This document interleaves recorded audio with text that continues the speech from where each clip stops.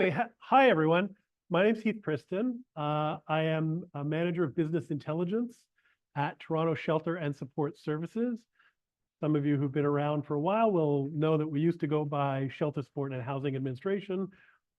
Some of that housing work has moved over to the Housing Secretariat with the city, another division that focuses on the housing side. So we now focus on shelter and support services, so largely around homelessness services in the city. I've worked there. I started there in 2009, so I'm coming up on my 15th anniversary with the city, mostly in data and some policy roles as well. My background is just a good old-fashioned social scientist, but I thankfully have some data scientists on my team who are a little bit more versed in the more contemporary way of doing things. The truth is, a lot of my work is just around applying some straightforward logic to the way that we manage and collect data for the services that we deliver across the city. So it's a real pleasure to be here to speak with you today. I'm gonna jump in and give you, let's make sure I've got this going here. Yeah, all right. So I'll talk a little bit about the division off the top, but first of all, full confession, I have more slides than I have time to get through. So I'm gonna try and go quickly. I wanna give everyone a bit of a taste of the work we've been doing around what data sets we're putting out there in open data. And I'd love to hear people's thoughts and feedback around data that you'd like to see there as well. And part of that starts with talking about what work we're trying to do as a division. And so with this change to Toronto Shelter and Support Services, we've refreshed our vision and our mission. I won't read them off to you. You can see them there on the screen, but really it's about being the system manager that oversees and coordinates shelter and support services, and to connect people experiencing homelessness with housing as well. That's a real challenge given the housing market in this city. I don't think anybody in this room would be surprised to hear that we're really struggling around that mission. And that's with, I think everybody in the city is feeling that pressure, and people who are vulnerably housed or at risk of losing their housing, and people who have lost their housing and are experiencing homelessness are really, struggling with that level of support that we're able to provide too. A lot of our data now is about trying to tell that story effectively, coherently, and in a straightforward way, even though, as you'll see when we get into the data, a lot of the services we deliver have become really complex and trying to serve a lot of different needs that we see amongst folks who use the city's services in this regard. On the screen there, probably can't see terribly well, but it's a map of all the shelter service locations in our 2023 annual report. Right now, there are about 98 service locations across the city, providing shelter services to 9,613 people as of last night. We also serve other folks in other programs as well, but the focus today is on that data set and the folks that we're serving there. You can see a lot of the services are clustered in our downtown area, but it is also spread a lot throughout the city. But, that Yonge Street corridor is probably the area where we don't see quite so many of our facilities located. Like a lot of other government organizations, we're on that data strategy train. We're trying to be smarter and better and make use of the data resources that we have. So we have a data vision and a data mission to match our business strategy in the divisional vision and mission as well. This is kind of our little mascot photo at the moment, which is a photograph of the mayor using one of our charts from one of her briefings on the agenda with Steve Paikin to try and tell that story, right? So this is our reminder. We are doing storytelling work, and we need to help make sure that people understand that consistent and coherent strategy and story to help make sure that we're telling that story effectively to advocate. The city needs a lot of help in this work. We need help from other partners, other orders of government, and we need to be able to tell that story effectively to help marshal that support. Okay, this is more just a reference table. So if you're watching this on YouTube later, you can stop and you can look at all the data there. We can provide this as a resource if people want all the links and everything as well. These are kind of our key open data sets that we have available right now, or some that we're still working to tweak, working with the open data team. And what I want to do is take you through the list of it. I'll probably go quickly through some, but there's kind of an evolution attached to this as we've moved through. And so the data sets that we've been having have been helping us be more open and tell that story. And I think by participating in that activity and getting that data out there, we're helping commit to putting that information out there. We haven't, as a division, been great about this. I think a lot of public sector organizations have that challenge, and we are as guilty as many others in terms of throwing data up on a website and leaving it to the community to scrape that data if they want to know what the story is over time, right? We're thankfully past that stage, but we're also charged with the privacy and sanctity of the information that tens of thousands of people give us every year, that we have to treat with due diligence and respect in terms of how we're able to share that and tell their story through their interaction with our services. Okay, so lots to look at here. Like I said, I gotta keep moving if I wanna get through all of this. But first of all, we start with the street needs assessment. This is an exercise. It's kind of our big research exercise. This is not coming out of our operational data.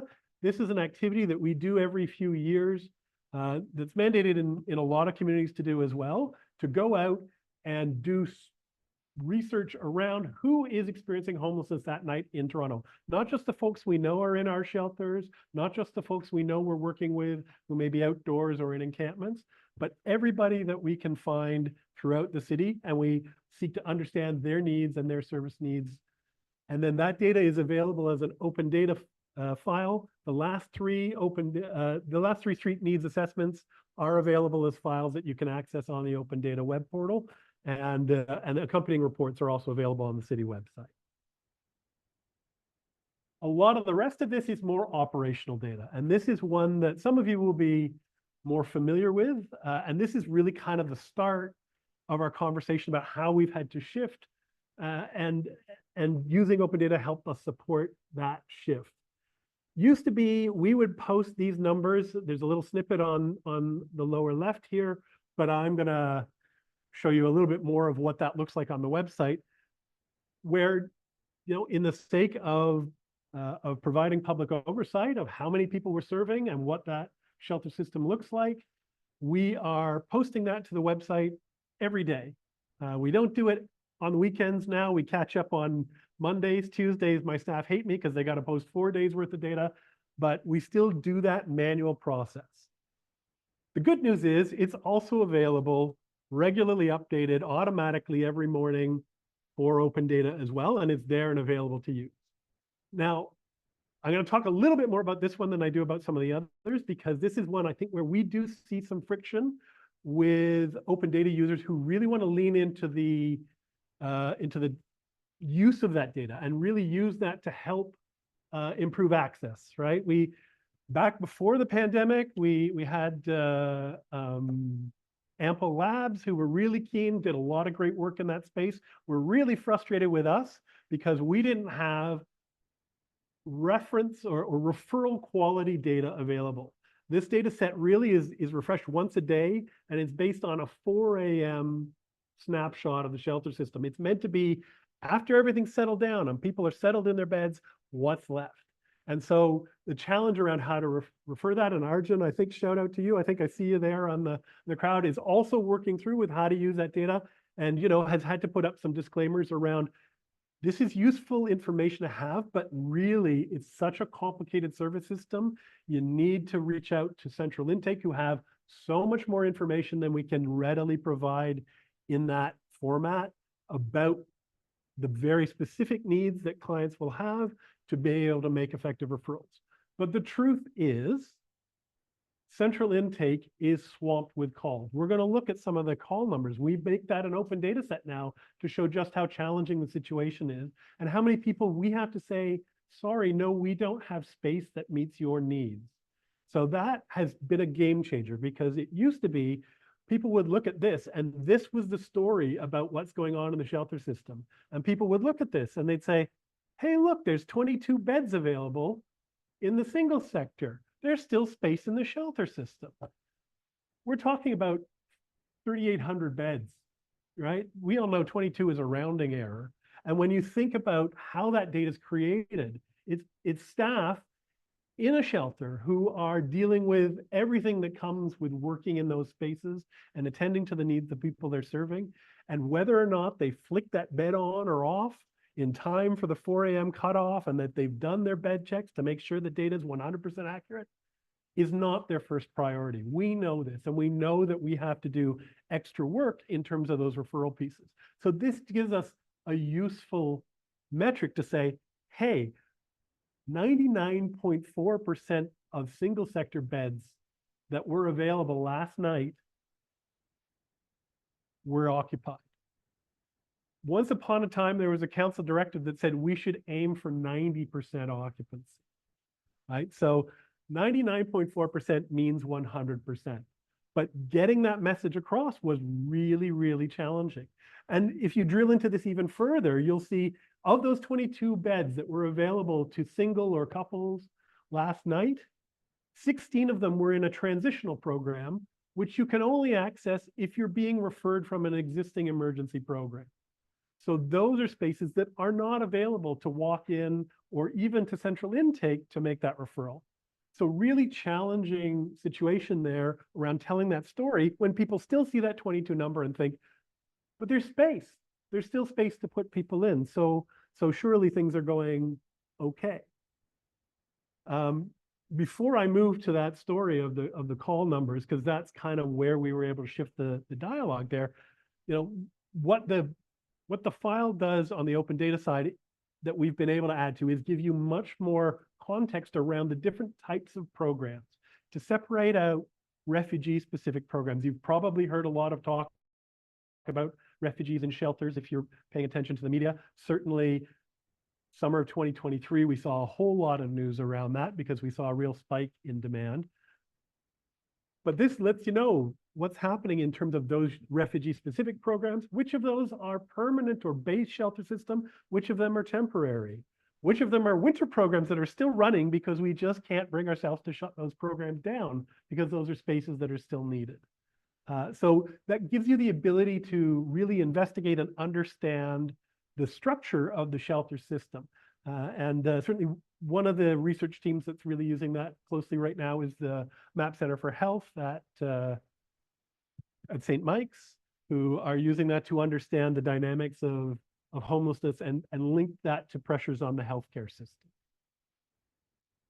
But like I said, one of the things that really changed the game for us was to be able to talk about, yes, there's those beds that are still there and that show up in the administrative data, but let's talk about what the system is not able to manage. And some of that was through great work through our staff managing our central intake service.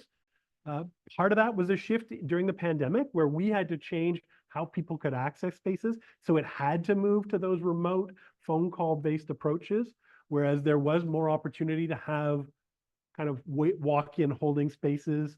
129 Peter Street is a facility that offered that service that now can't do that.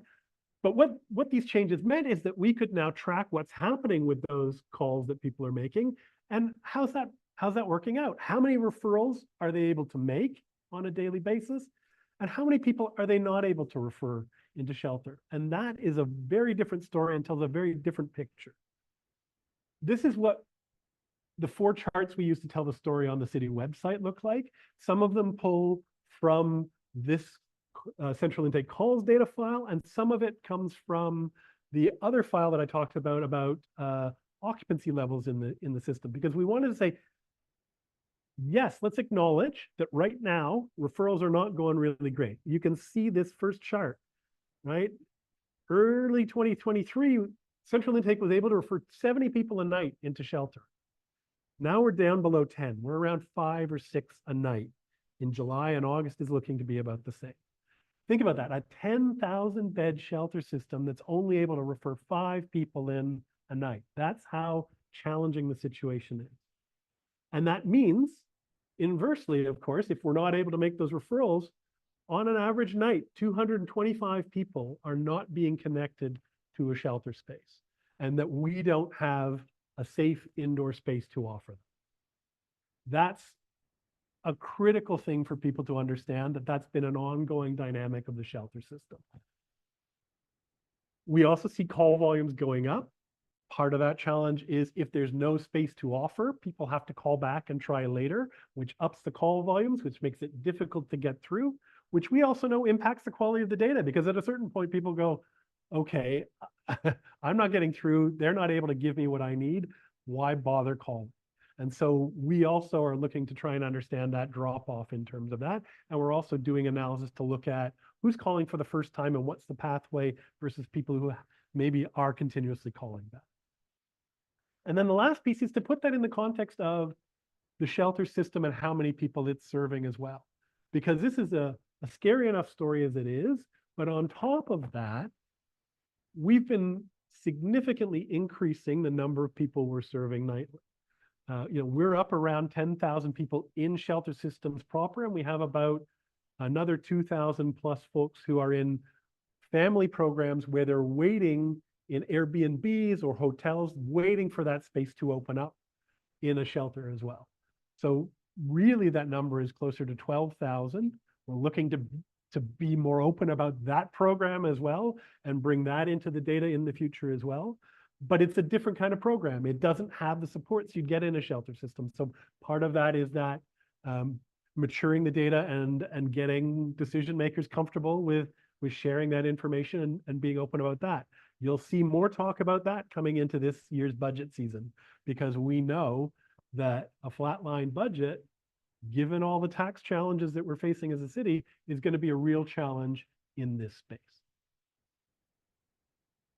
And we're putting that out there now, and it's out there every month. We update the data. We can't back away from that. So we have to live by this data and acknowledge what's going on. And so those commitments have really made it possible for folks to hold our feet to the fire on that conversation. This will be one of those ones I'm going to move through quickly, but we also track every call to central intake. The call agent records what the outcome of that call is. The orange and the red are people who are calling who are not able to be connected to a shelter referral. The green are the successful referrals across the bottom there, right? So imagine working in this call center environment where you're saying no to folks 99.5% of the time. We're also really reaching into health and safety data as well. Certainly when we shifted in the pandemic to using a lot of hotels, there were a lot of hotels that didn't have tourism in the pandemic, and were more than happy to give us extra space to allow for the social distancing that was necessary in our programs. That, a lot of clients love that, having that private space that, typically you don't have access to in a traditional congregate shelter setting was really, really vital. But it also put people at risk, especially if they were active drug users, because there wasn't the ability to identify and intervene in moments of overdose. And we actually saw spikes in overdose deaths in our program through this time. You can see that data in 2021, way higher than it has been. That trend since has been steadily moving down, and we publish that every quarter. This is not our data.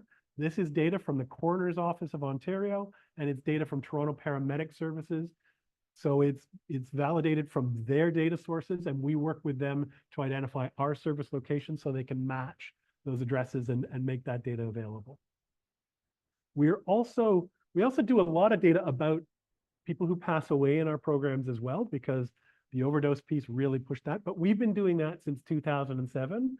What we haven't done is move it over to the open data platform. So right now you can go to the city website and you can go and open up a nice accordion file. Oh, I didn't put it in. Okay, you open up, you can see the accordion files there at the bottom of the image. You can click each one and open it up and look at all the numbers, but you don't have a nice tidy data set to work with. So we're working to get that available. I think it's just sitting there waiting for one sign off on our end to say, go live. So that one's coming soon. What we do there is every month we provide an overview by gender. You can see right now we are rolling up gender diverse individuals under one broad category. It's challenging when you're trying to respect privacy at the same time as trying to give as much clarity around the actual month-to-month trends that are happening. But we acknowledge that that's an area where we want to look at providing better understanding of the diverse gender identities of folks who pass away, as well as folks who are cisgendered in our services. How am I doing on time? Oh, I'm 3 more minutes. awesome. This is the one that we've really been leaning into, that talks a lot more about the dynamics of our shelter system. How many people are entering the shelter system each month? How many people are actually using the shelter system actively? Maybe not on any given night, but have used it at least once in the last 3 months. And how many people are exiting the shelter system? Ideally to a housing situation, but sometimes we don't necessarily have the information on that. They may be leaving to other situations. They may be leaving the city. So this is a way that communities across the country now track their data around the population they're serving. Right now, it's focused on the shelter system. So again, we take it with a bit of a grain of salt because we know about the challenges getting in. And actually, we're seeing our numbers of people entering the shelter system for the first time going down, which isn't a positive thing, because that means there isn't space for people who need to enter the shelter system. All of that hinges on being able to move people out of the shelter system and ideally into housing opportunities. And so all of this brings together that data. And then it also provides some overviews in terms of specific populations. So right now, Indigenous individuals are identified as a particular category. You can look at trends in terms of Indigenous homelessness use of the shelter system through this data set. You can look at by gender. Again, it's male, female, and diverse gender categories, and age groups, and a whole range of other stuff. So we've had lots of researchers digging into this, which is great. But we also, of course, want to encourage helping understand some of the key narratives. And this is absolutely one of them. One of the things you can look at is whether someone who is experiencing homelessness is experiencing what we call chronic homelessness. We use the federal definition, but generally that means in the last year, have you been homeless for 6 months or more? Or in the last 3 years, have you been homeless for a combined time of 18 months? Doesn't have to be consecutive, but over the last 3 years. So if you look at this, the pale blue is the total number of people who are using the shelter system in any given month over the last 3 months, ending with that month. And the dark blue is the number of those people who are now identified as chronically homeless. And amazingly, this chart shows one of our best good news stories and also one of our worst bad news stories in the same data set. Have I got my, okay, I've got my little Yep, we can see your pointer. Pointer here, thank you, that's the word, my laser pointer. This level here from early 2022, sort of spring 2022 through to the end of the year, shows a leveling off of chronicity and homelessness. Even though we upped our service levels and we had more people who were experiencing homeless, we were able to hold ground on the total number of people who had those lengthy stays in the shelter system, because we had a new federal provincial program called Canada-Ontario Housing Benefit. And that meant we could start helping people move into market housing with a subsidy. Not many people are exiting the shelter system anymore without some sort of subsidy, whether it's rent geared to income or some sort of a top up to your income to be able to access housing. And it was not reversing chronic homelessness, but it was ending that steady upward march. So it was working. The problem is that program, we're waiting for the next batch of funding, and we don't know when we're going to get it. And we, it's a provincial and a federal program, so everybody has to be working together, and that can be challenging to get all 3 orders of government pulling together in the same direction. And this is what's happened in the interim, right? The numbers have just moved up and up and up. And what that means is those are people who are staying in the shelter system, not exiting to housing, and they're waiting for that housing. They're not people who are going to just decide, oh, I'm going to take a break and live rough for a bit. They're staying in the shelter system and they need support to get into housing. And that creates less space for new people to come in. So I'm not going to dwell on all the other charts. They all kind of tell that story as well, but allow you to look at different segments of how that is playing out. This is the difference between what the flow and the movement of total population looks like as compared to the chronic population. A lot less movement for people once they hit that chronic homelessness. This is what chronicity looks like by age categories. And you can see it's that 25 to 44 age range, as well as the children under 16, where we've really seen astronomical rise in chronic homelessness. All of that is data we now make available every month for people to come to look at. There's a online dashboard that we make available, but we also make it available as an open data set so others can take that and dig into it and do their own visualizations and advocacy work with that data as well. Well, not too bad. We stayed pretty close to time. Thank you. I'm sure that was a bit of a whirlwind. So I'm happy to take any questions from anyone for moments of clarity. Maybe we take down the slides so I can see folks on the screen, or is it more helpful to keep that up on the screen? I think we can share this in Slack. So like, okay, that would be super helpful. Awesome. So let's take it down, and we don't have a ton of time for questions, but can you stay a little bit later for a breakout if people want to have? I would be happy to. Yeah, for sure. Great. So maybe we've got about 5 minutes for questions. So we'll start just with one question in the room and then one question online. If you've got a question online, type a Q in the chat. And in the meantime, is there a question in the room?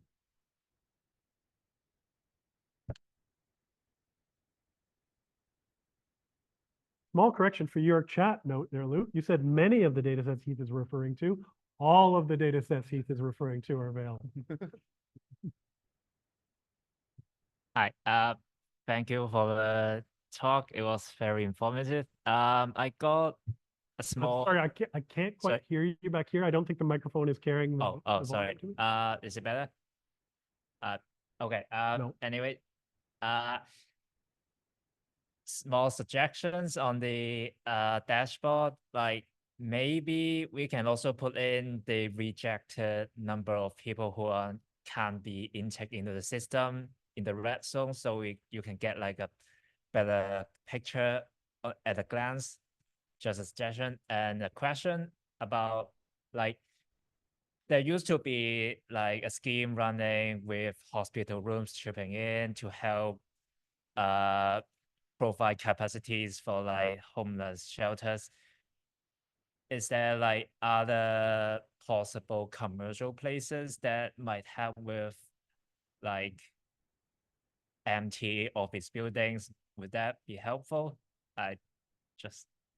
It's interesting. I think what I heard from your question, so correct me if I'm mishearing, is about what spaces are available in the city for other shelters. Is that correct, or did I mishear that?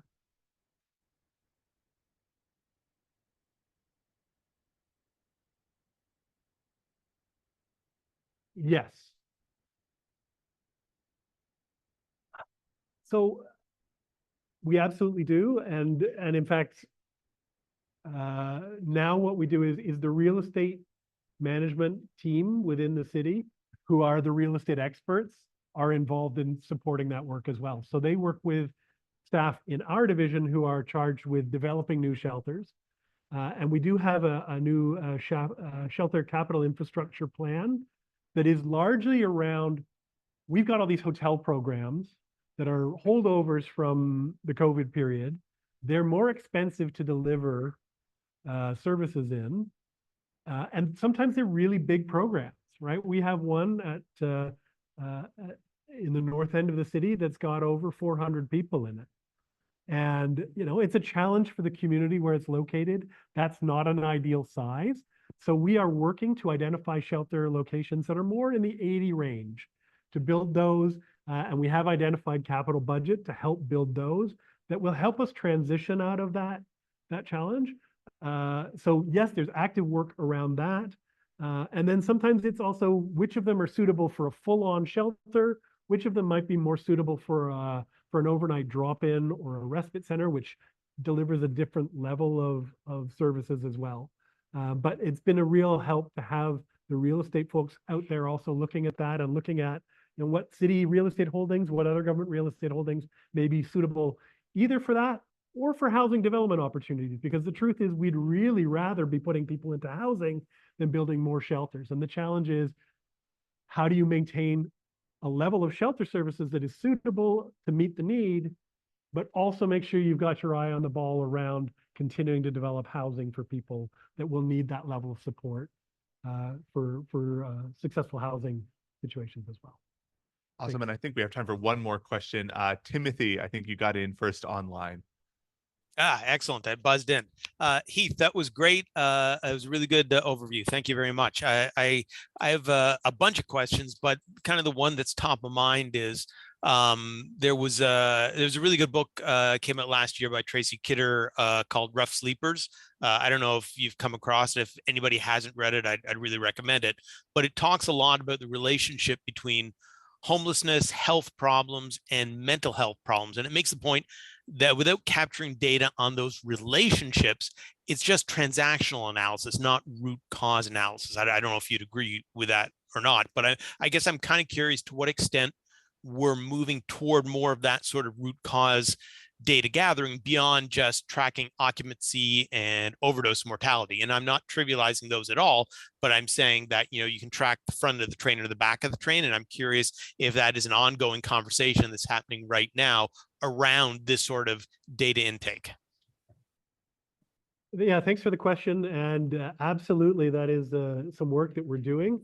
As you can imagine, you know, we're talking about partnering with healthcare institutions and understanding how we can share data between our institutions.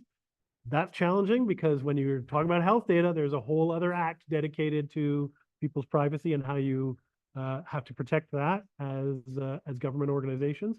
And then we're talking about working through, you know, a provincial bureaucracy and a municipal bureaucracy. So there's been a lot of work ongoing to build those relationships and to build that framework to share that kind of information so that we can make those connections. We certainly have done lots of work with a lot of healthcare providers and research teams around one-off research pieces, but the real goal is to have that connection in an ongoing way that allows us to develop much more fulsome insights of the type that you're referencing.